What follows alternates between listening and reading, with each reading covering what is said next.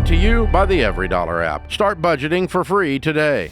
My husband and I started a business here just the end of last year, and we were making pretty good money, but it's not quite enough to make ends meet. And at this point, we've put pretty much everything we have into it, and it has the potential, but we're just trying to figure out some more ways to bring money into the business to try to increase that to make ends meet.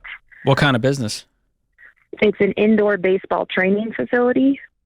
Okay, and how you said you've sunk everything into it. What does that mean?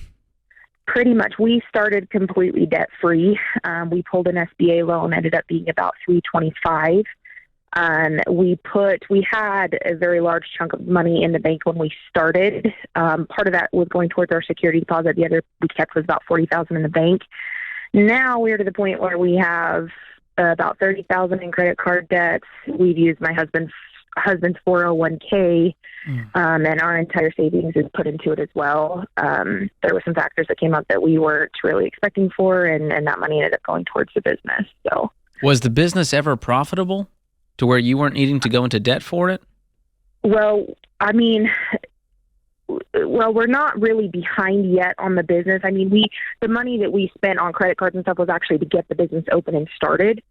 We've brought in about $52,000 since we opened December, like mid-December. So it's making money, but I mean, our lease payment's $30,000 a month, so we're not making enough. Yeah, you're not making money. Dang. What your lease payment is $30,000?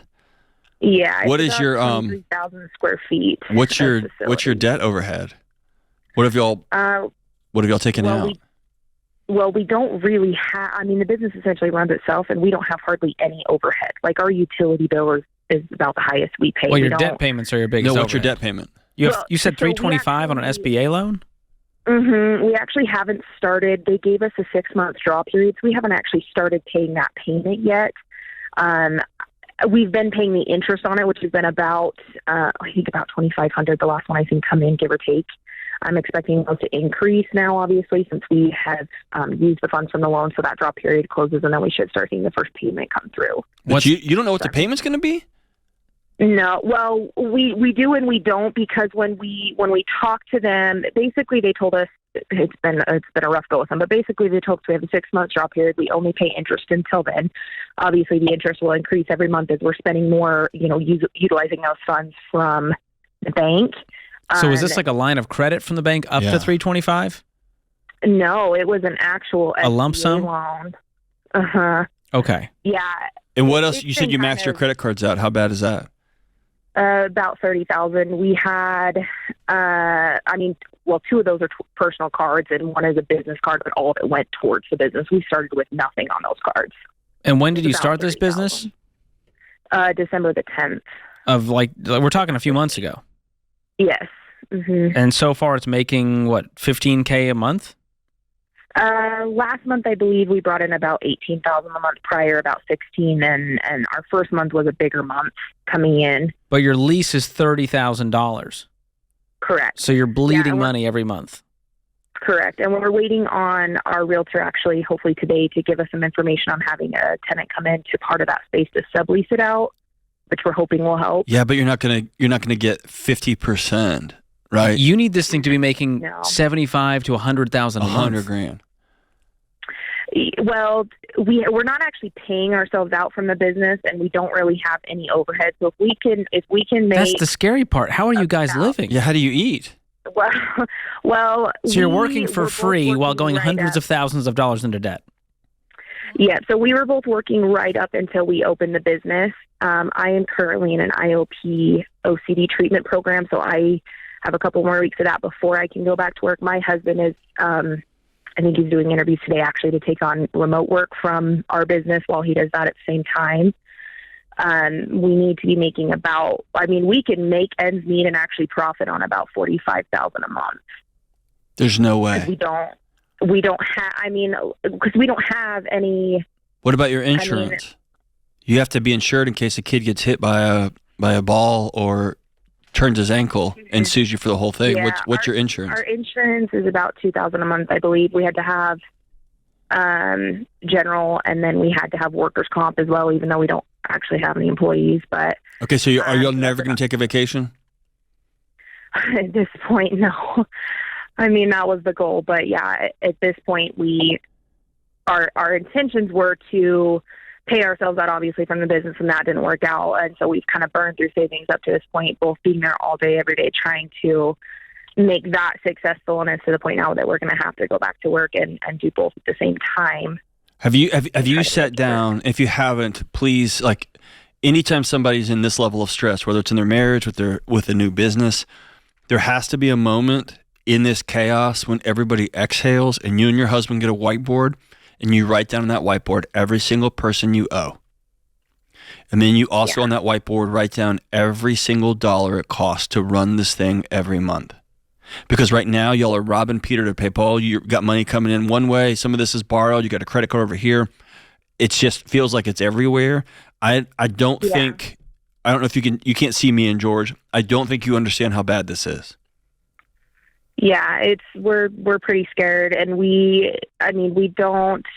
It's kind of hard because there's certain bills that we know are coming that we don't know what they are because we haven't seen them yet. Like our utility bill, we're estimating probably about $5,000, but we haven't actually seen it yet because our building is a split space, so the other side doesn't have a tenant yet. So the landlord didn't actually even split the utilities until not even 30 days ago. So we don't even know. I think you need to talk to the landlord and explain what's going on and see how quickly you can get out of this lease, because it's going to continue to bleed money for the foreseeable future. I mean, how are you're talking about getting 100% more business? How do you expect to go about doing that? Do you even have enough Little League and high school and college players to utilize your facility? We do, actually. Yeah, it's kind of a huge market for it here. And when we started the business, there was nothing. I mean, there was nothing within 30 minutes of us. And we've had a lot of people coming in, at least, I mean, for weather permitting, obviously that changes things. But I guess with the potential that I've seen it, I feel like there's a way to do it. There's got to be another way I can bring some more money into it. I'm just kind of stumped as to how. But let me tell you this. You have to get to a point where your feelings are very important. But you have to get to a point where you're trafficking only in math. Right. Because if you feel, you should know how many Little League teams are actually fielded in a 30-minute radius of your house. If you haven't already, you should be knocking on the coaches' doors of the middle school teams, the high school teams, the junior college teams, university teams, giving them special deals, going 24/7. I mean, if you're not knocking on every single door of every coach over and over and giving them coupons, and I mean, that's the only way you can survive. And if you haven't done that, then maybe you've got a shot. But the fact that you don't know, I mean, you guys are just like, no, it's a big market. Like, man, you need to know how many Little League players are in your area, right? Yeah, when we did our projections for the business, in order to qualify for the SBA loan, we had to have I had to have stacks of paperwork detailing exactly what's in our area, exactly how many kids, exactly how many teams. I don't have it sitting in front of me right now, but we do have all that detailed out. My husband's been coaching for years, so he actually has a lot of personal relationships with high schools, the leagues, everything. So he's reaching out to all those people as well. Okay, but here's the thing. If he is, there may become a moment that y'all realize you're over your head and it's not going to work. My hope here is that there's 100% more people that y'all haven't reached out to yet. Right. Then you've got a shot.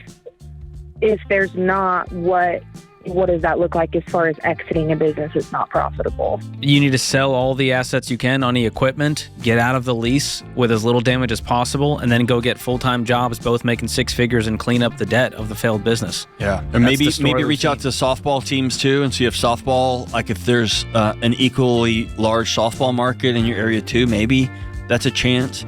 But yeah, otherwise you're selling assets and you're just going to go beg to the owner of this building. Hopefully your lease isn't a 5-year lease or something. But yeah, this is in a really gnarly way. But y'all need to sit down with a whiteboard and be very honest about how much you owe. Create your free every dollar budget today, the simplest way to budget for your life.